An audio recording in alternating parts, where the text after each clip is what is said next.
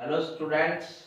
अब हम जो चैप्टर है उसको आगे बढ़ाएंगे, फिजिकल वर्ल्ड। जैसे कि हमने फिजिकल वर्ल्ड में बहुत सारी बातें सीखी, व्हाट इज फिजिक्स और इसको कैसे डिफाइन करा, किस तरह से फिजिक्स अप्लाई होगी, फिजिकल साइंस में कौन कौन आते हैं, तो ये सब बातें डिस्कस करी। इसके आगे चल रहे हैं कि हमारे पास फिजिक्स का कंट्रीब्यूशन क्या आ रहा है सोसाइटी में। तो अगर आप देखें कि सोसाइटी यानी कि जो हम लोगों का लिविंग स्टाइल है वो पहले जो था उससे कितना ज्यादा स्टैंडर्डाइज हो गया, कितना उसका स्टैंडर्ड अप हो गया है। और ये सब साइंस का कंट्रीब्यूशन है, चाहे बायोलॉजिकल साइंस हो, चाहे मैथमेटिक्स हो, चाहे फिजिक्स हो। तो डिस्कवरीज चलती रहती हैं और अपडेट होती रहती है नॉलेज, और उसी से सोसाइटी का नई नई लेटेस्ट टेक्नोलॉजी आती रहती है। किसी ने सोचा था आज से 100 साल पहले कि मोबाइल पर बैठे बैठे कोई बात कर लेगा, यहाँ से लेके विदेश तक कोई बात कर लेगा, डायरेक्ट हम लाइव रिकॉर्डिंग कर पाएंगे, मोबाइल से वीडियो कॉल हो जाएगी कि बाहर बैठे हुए हजारों किलोमीटर दूर बैठे बंदे से हम लाइव बात कर पाएंगे। तो ये सब क्या है? ये सब सोसाइटी का डेवलपमेंट हुआ है with the help of technology. तो अगर हम कहें society need science with technology for its development, तो बड़ी बात नहीं है, बिल्कुल सही है। फिर ये बहुत पुरानी सेइंग है, अगर आपको पता हो, necessity is the mother of invention. जब हमें जरूरत होती है किसी चीज की, बैडली रिक्वायरमेंट होती है, तो हम हाथ पैर मारते हैं, कोशिश करते हैं उसको पाले, कैसे भी पाए, तो उसके लिए खोज करनी पड़ती है, कुछ ना कुछ इन्वेंशन करना पड़ता है, तभी उसको हम पा सकते हैं। तो देखते हैं कि फिजिक्स और टेक्नोलॉजी आपस में कोरिलेटेड है। मतलब अगर फिजिक्स से कोई डिस्कवरी आई है तो उससे टेक्नोलॉजी बन जाती है, या टेक्नोलॉजी की रिक्वायरमेंट है तो वो हम फिजिक्स लगाकर डेवलप कर सकते हैं। तो जैसे कि फिजिक्स में जब सेमीकंडक्टर्स का डेवलपमेंट नहीं था, तो हम देखें electron based, electron cathode ray discovery हो गई थी, तो उस पर बेस्ड हमारे पास गैजेट्स थे और वो बहुत बल्कि थे साइज में, चाहे टीवी हो, चाहे टेप रिकॉर्डर हो, वो सब बहुत बल्कि थे साइज में, ठीक है।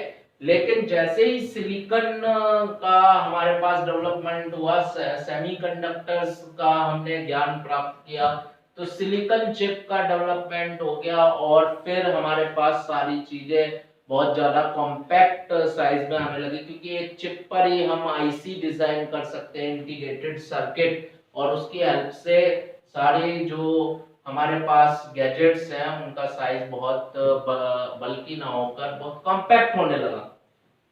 तो सेमीकंडक्टर डिवाइस, जब सिलिकॉन चिप और सेमीकंडक्टर्स का डेवलपमेंट हुआ, तो डायोड डिजाइन करे हमने, एलईडीज डिवाइड एलईडीज हमने डिजाइन करने की कोशिश करी, सोलर सेल का डेवलपमेंट आ गया, तो बहुत सारी चीजें चेंज होकर आई। आईसी आईसी इंटीग्रेटेड सर्किट, ये कंप्यूटर, लैपटॉप, ये सारी चीजें हमारे पास डेवलपमेंट हुई जब हमने सेमीकंडक्टर्स को नॉलेज ले ली।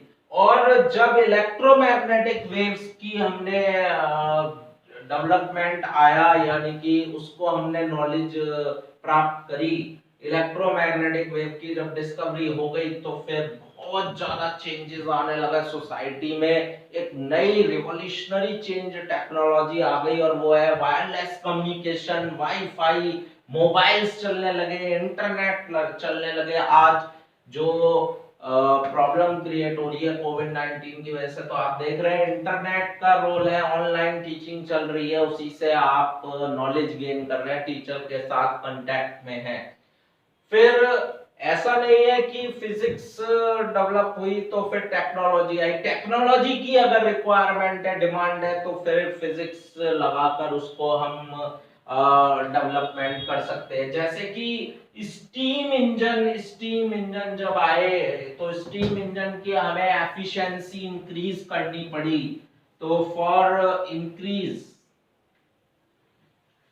टू इंक्रीज इट्स एफिशिएंसी,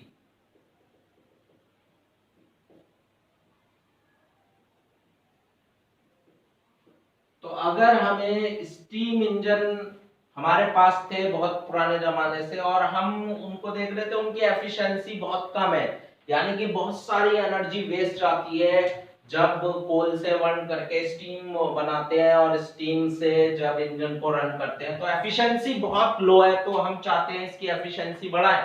तो इसके लिए फिर फिजिक्स में डिस्कवरी हुई, थर्मोडायनामिक्स के लॉज डेवलप हुए, तो थर्मोडायनामिक्स की जरूरत पड़ी। तो मतलब ये दोनों आपस में इंटरलिंक है। सोसाइटी किससे बनती है? साइंस और टेक्नोलॉजी से। साइंस टेक्नोलॉजी पे डिपेंड है और टेक्नोलॉजी साइंस से डिपेंड है, तो दोनों एक दूसरे पर डिपेंड है। ये हम आपस में इंटरलिंक कर सकते हैं इन दोनों को। तो अब कुछ बातें हम करेंगे, तो देखते हैं क्या क्या बात करना चाहेंगे आगे कि किसने साइंस और टेक्नोलॉजी को कनेक्ट करा, तो फिर क्या क्या इन्वेंशन हुई टेक्नोलॉजी से। कोशिश करते हैं कुछ को लेके, बहुत सारे हैं लेकिन हम इन सबको नहीं ले सकते, बहुत सारों को एक साथ, कुछ को हम स्टडी कर लेंगे। जैसे स्टीम इंजन टेक्नोलॉजी आई तो ये इसका प्रिंसिपल क्या था? ये बेस थी लॉ ऑफ थर्मोडायनामिक्स पर। फिजिक्स में इसे क्या प्रिंसिपल से एक्सप्लेन किया गया? लॉज ऑफ थर्मोडायनामिक्स की हेल्प से इसे करा गया। न्यूक्लियर रिएक्टर जिसमें इलेक्ट्रिसिटी बनाई जाती है, तो वो किसका रिजल्ट है? Control nuclear reaction. Control manner में न्यूक्लियर रिएक्शन करा के हम न्यूक्लियर रिएक्टर में इलेक्ट्रिसिटी डेवलप कर सकते हैं। फिर कंप्यूटर्स किस प्रिंसिपल पर बेस्ड है? फिजिक्स में डिजिटल लॉजिक पढ़ेंगे आप, सीएस में भी पढ़ेंगे। तो डिजिटल लॉजिक पर बेस्ड है। एरोप्लेन, जब आपका प्लेन उड़ना शुरू हुआ, प्लेन का उड़ाना शुरू हुआ, तो वो किस प्रिंसिपल पर बेस्ड था? बर्नौली थ्योरम प्रिंसिपल पर बेस्ड था। ऑप्टिकल फाइबर कम्युनिकेशन में यूज होते हैं, डाटा केबल है आपकी, तो ये किस पर बेस्ड है? Total internal reflection.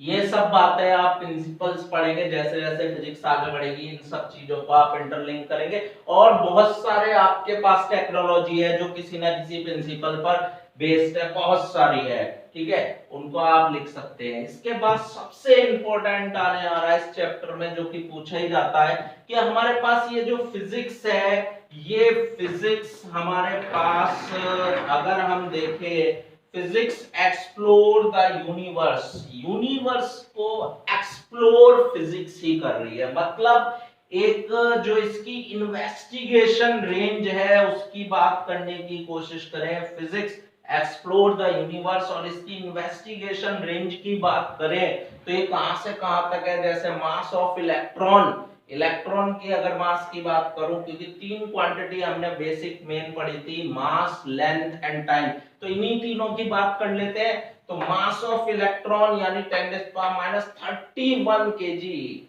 यानी न्यूक्लियर के बाहर जो इलेक्ट्रॉन घूमते रहते हैं एटम में, वहां मास ऑफ इलेक्ट्रॉन इतना कम है। और मास ऑफ प्लैनेट की बात करें 10⁻50 केजी की रेंज में होता है, तो वहां तक फिजिक्स एक्सप्लोर कर रही है। लेंथ में बात करें, एक न्यूक्लियस के अंदर तक फिजिक्स एक्सप्लोर कर रही है। न्यूक्लियर फोर्स जो पढ़ेंगे वो न्यूक्लियस के अंदर पढ़ेंगे, यानी 10⁻15 मीटर से लेके प्लैनेट का अगर साइज करें 10⁻20 मीटर्स एंड सो ऑन, इतने मीटर तक एक्सप्लोर करेगी फिजिक्स। टाइम की बात करें, अगर न्यूक्लियस या एटम में कितना डिस्टेंस, उस डिस्टेंस को ट्रेवल करने में टाइम लगेगा 10⁻21 सेकेंड। और अगर स्टार्स या सन की लाइफ टाइम देखें तो बिलियंस ऑफ ईयर्स है, वहां तक फिजिक्स एक्सप्लोर करेगी। तो देख रहे हैं आप, फिजिक्स एक्सप्लोर करती है यूनिवर्स को, एक स्मॉलर लेवल से लेके एक बड़े लार्ज लेवल तक, वैरायटी तक हम फिजिक्स को एक्सप्लोर कर सकते हैं। अब बहुत ही इंपॉर्टेंट आने आ रहा है और यही क्वेश्चन आपसे पूछा भी जाता है बार बार, इंपॉर्टेंट है। There are four fundamental forces we study in physics. There are four fundamental forces, four fundamental forces are there in nature. Nature में हमारे पास चार फंडामेंटल फोर्सेस हैं जो कि मेजर है, मेजर रोल है उनका। तो कौन कौन से? सबसे पहला वाला आप सब जानते हैं, क्लास 9 से जानते हैं, gravitation force, Fg, gravitation force सबने पढ़ रखा है। दो मास होते हैं m1 और m2, कितनी डिस्टेंस पर है? r distance. तो इनके बीच में जो ग्रेविटेशन फोर्स है क्लास 9 में पढ़ा था, G m1 m2 upon r square. तो ये ग्रेविटेशन फोर्स है। अब इसकी प्रॉपर्टी की बात करें कि ये between any two masses in universe, कोई भी दो बॉडी हो जिनमें मास होना चाहिए, मास होना चाहिए, चाहे वो मैंने बताया अभी इलेक्ट्रॉन हो, दो इलेक्ट्रॉन हो बिल्कुल माइक्रोस्कोपिक लेवल पर, या प्लैनेट्स हो मैक्रोस्कोपिक लेवल पर, उन दोनों के बीच में काम करेगा ये। Between any two masses in the universe काम करता है। सबसे इंपॉर्टेंट बात है, it is a long range force. Long range force का क्या मतलब है? अगर हम देखें अर्थ और कोई प्लैनेट हम ले लें, तो उनके बीच में मार्स ले लें, मून ले लें, तो उनके बीच में भी ग्रेविटेशन फोर्स है। सन है, सन के चारों तरफ प्लैनेट घूम रहे हैं सारे, तो वो किस वजह से घूम रहे हैं? ये कौन मान के रखता है उनको? वो ग्रेविटेशन फोर्स ही तो है। यानी कि बहुत लॉन्ग रेंज तक ये काम कर रहे हैं, मतलब अर्थ और मून के बीच में ग्रेविटेशन फोर्स लग रहा है, बहुत लॉन्ग रेंज है। अगर मैथमेटिक्स की टर्म में बात करो तो r को इंफिनिटी रखो तो f 0 होगा, 1 अपॉन इंफिनिटी 0 होगा, यानी लॉन्ग रेंज फोर्स है। और इसके बारे में बात करें कि ये weakest force in nature, weakest force, सबसे ज्यादा वीक जो फोर्स होते हैं वो ग्रेविटेशन फोर्स ही है हमारे पास पे। मतलब ये हर दो मासेस के बीच में, कोई भी दो मासेस हो उनके बीच में एक्ट कर रहा, चाहे इलेक्ट्रॉन इलेक्ट्रॉन हो, चाहे हमारे पास प्लेनेट हो, कोई उनके बीच में काम कर रहा है। अब कोई भी बॉडी अगर यही देखे मार्कर, तो ये अर्थ के सेंटर की तरफ गिर रहा है, यानी ग्रेविटेशन फोर्स लग रहा है इस पर, ग्रेविटी फोर्स ऑफ अर्थ लग रहा है, तो ये नीचे की तरफ जा रहा है। लेकिन अर्थ तो ऊपर नहीं आ रही, क्योंकि ये भी खींच रहा है अर्थ को अपनी ग्रेविटी की वजह से, क्योंकि इसका मास बहुत कम है, ठीक है, कंपैरिजन टू द अर्थ, तो इसका ग्रेविटेशन पुल नहीं महसूस हो रहा। तो gravitation forces are the weakest forces known in nature. लेकिन किसी को कमजोर नहीं आंकना चाहिए। यहां से आपको फिजिक्स सिखा रही है, किसी भी पर्सन को आपको लगता है बहुत वीक सा है बेचारा, इसकी क्या इंपॉर्टेंस है, तो नहीं, ऐसा नहीं है। वो कहीं ना कहीं आपका यूजफुल, आपको वर्कआउट करेगा, आपके काम आएगा वो कहीं ना कहीं। तो ये भी वीक तो है, लेकिन सारी दुनिया ही इंपैक्ट की हुई है। ग्रेविटेशन फोर्स बहुत कमजोर फोर्स है, वीकेस्ट फोर्स है, लेकिन बहुत ज्यादा यूजफुल है। पूरी दुनिया, प्लेनेट किस वजह से चल रहे हैं? ग्रेविटेशन फोर्स की वजह से चल रहे हैं। टाइड्स आती हैं, ठीक है, सी में, ओशियन में, किसकी वजह से आती है? Gravitation force. तो बहुत इंपॉर्टेंट फोर्स है।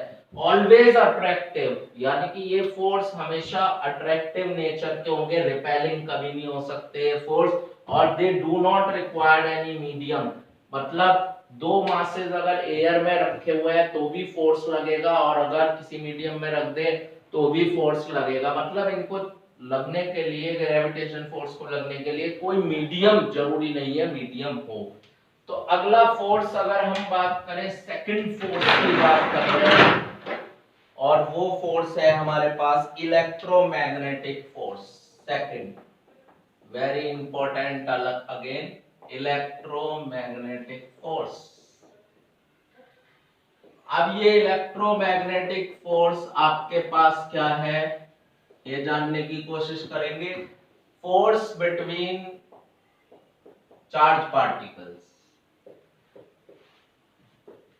चार्ज पार्टिकल्स के बीच में जो फोर्स लगेगा उसको हम कहते हैं इलेक्ट्रोमैग्नेटिक फोर्स। तो अगर मासेस की जगह अगर आप दो बॉडी ले लें जिन पर चार्ज हो Q1 और Q2, कितनी डिस्टेंस पर है, r डिस्टेंस पर है। तो इलेक्ट्रोमैग्नेटिक फोर्स कांस्टेंट, यहां कांस्टेंट था कैपिटल G, यहां constant K, Q1 Q2 upon r square.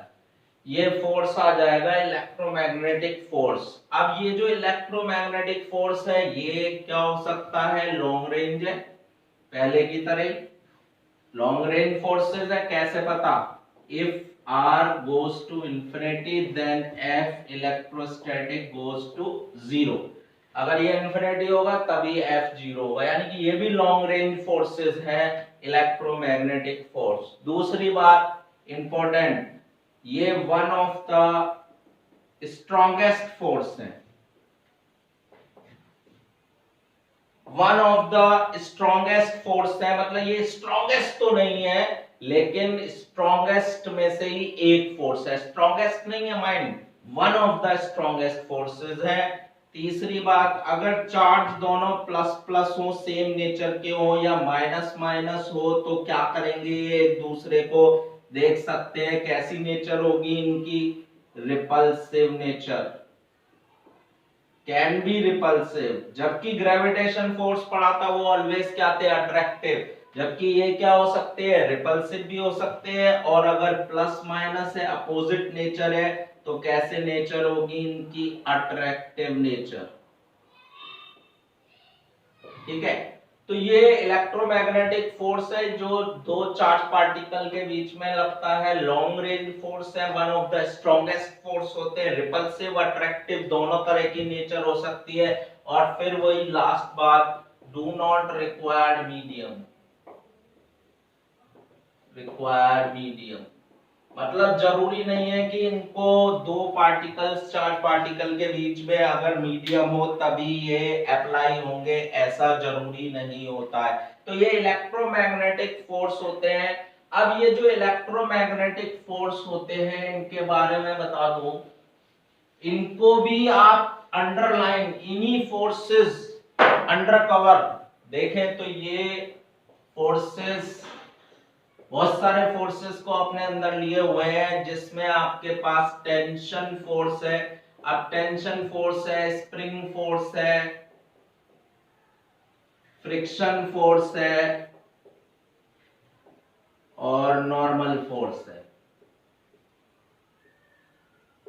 ये फोर्सेस अंडरलाइन है, मतलब ये इलेक्ट्रोमैग्नेटिक की कैटेगरी में ही आते हैं। टेंशन फोर्स क्या होता है, किसी धागे थ्रेड को आप खींचेंगे या उस पर वेट लगाएंगे तो टेंशन फोर्स डेवलप हो जाएगी, टाइट हो जाएगा वो। स्प्रिंग फोर्स जानते हैं, स्प्रिंग को जब आप खींचते हैं दबाते हैं तो फोर्स क्रिएट हो जाता है, स्प्रिंग फोर्स। फ्रिक्शन फोर्स जानते हैं, रफनेस, किसी सरफेस की रफनेस की वजह से उसमें क्या आ जाता है, फ्रिक्शन फोर्स आ जाता है। नॉर्मल फोर्स, कोई दो बॉडी आपस में कांटेक्ट में होती है तो क्या हो जाता है, उसके परपेंडिकुलर एक रिएक्शन फोर्स आ जाता है, जिसको हम क्या कह देते हैं, नॉर्मल फोर्स कह देते हैं। तो ये ध्यान रखने वाली बात थी। सेकंड, थर्ड की बात करें अगर, तो थर्ड फोर्स हमारे पास है weak nuclear force. Now this is somewhat very interesting, weak nuclear force।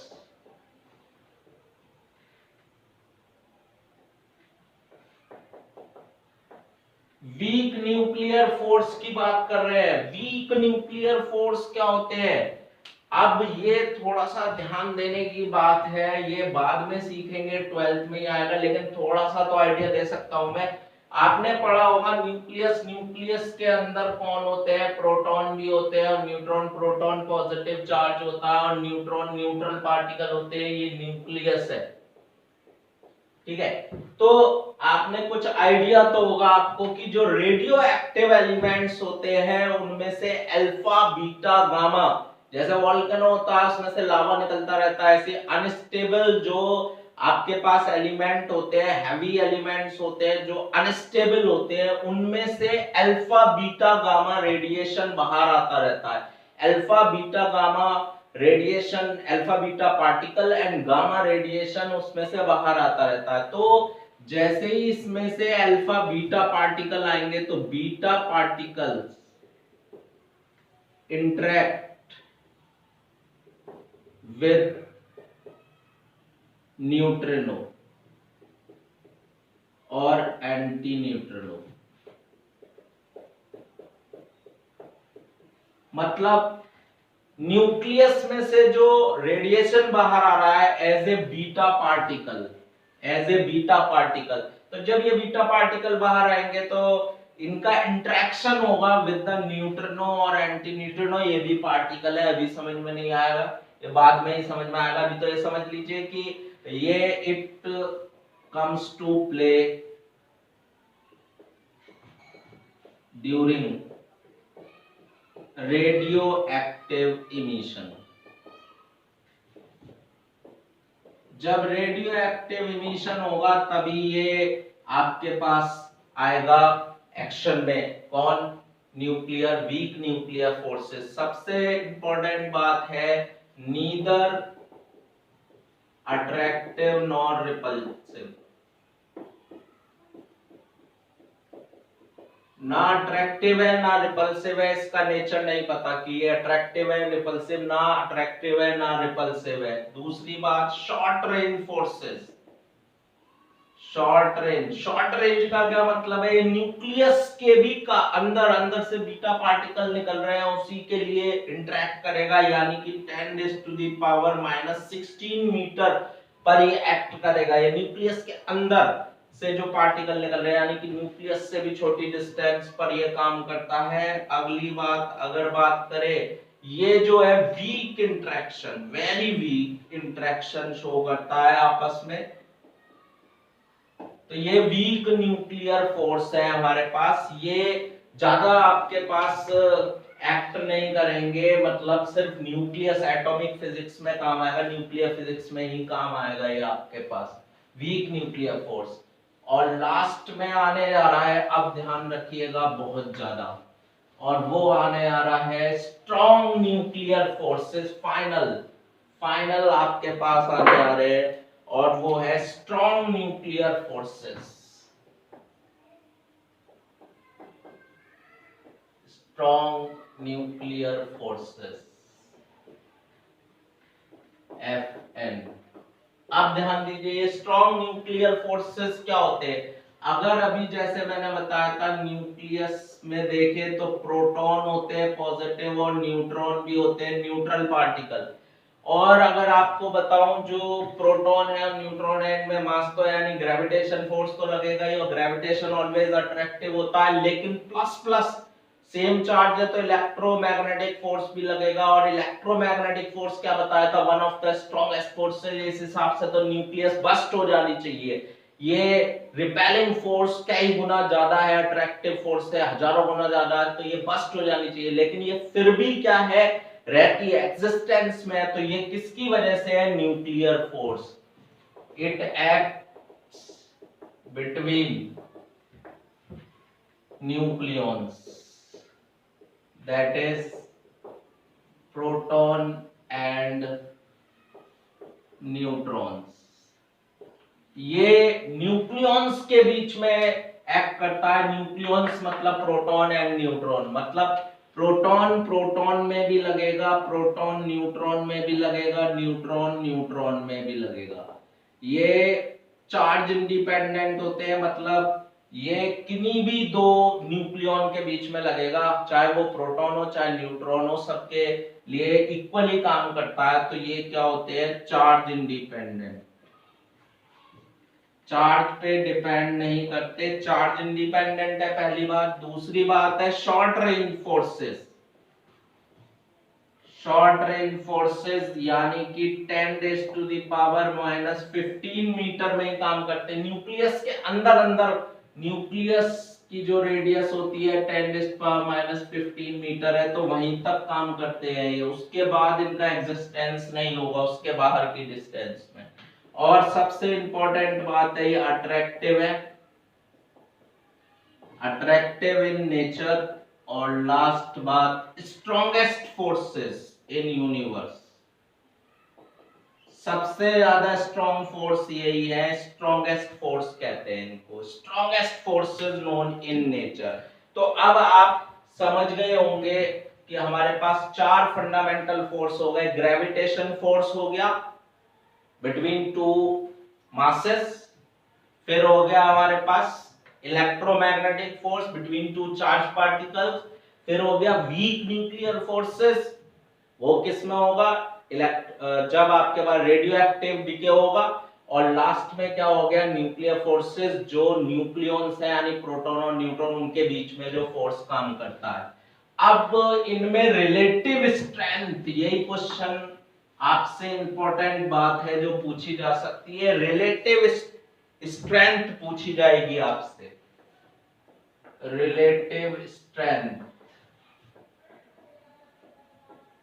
Relative strength पूछी जाएगी कि इनमें कौन बड़ा है कौन छोटा है। तो इसी का ऑर्डर लिखते हैं, दो ऑर्डर दोनों तरह से दिखा सकता हूं। एफ एन ज्यादा होता है, एफ इलेक्ट्रोस्टैटिक से सबसे स्ट्रॉन्ग न्यूक्लियस है, वो उससे थोड़ा कम स्ट्रॉन्ग कौन है, इलेक्ट्रोस्टैटिक, ये बड़ा होता है वीक न्यूक्लियर फोर्स से, और सबसे ज्यादा कमजोर जो होता है वो ग्रेविटेशन फोर्स होता है। तो दोनों तरफ से दिखा सकता हूं मैं। अगर इसकी 1 मान रहे हैं, इसे 100% मान रहे हैं, तो ये हो जाएगा 10⁻⁻², यानी 1/100। अगर ये 1 है तो ये इससे थोड़ा सा कमजोर यानी 1/100 है, और अगर इसे देखेंगे तो ये 10⁻⁻13 यानी 1/10⁻13 है, और इसको देखेंगे इसके रिलेटिव तो 10⁻38 आएगा इसका। ठीक है, अब इसे उल्टा भी लिख सकते हो आप, दूसरे ऑर्डर में भी लिख सकते हो, ग्रेविटेशन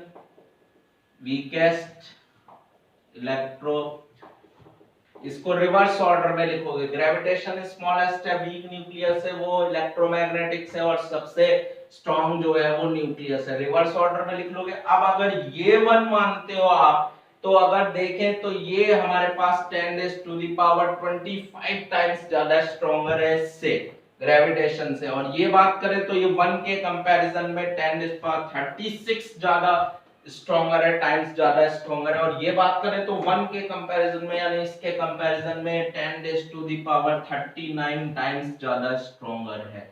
तो ये बहुत इंपॉर्टेंट था जो आपको याद करना है।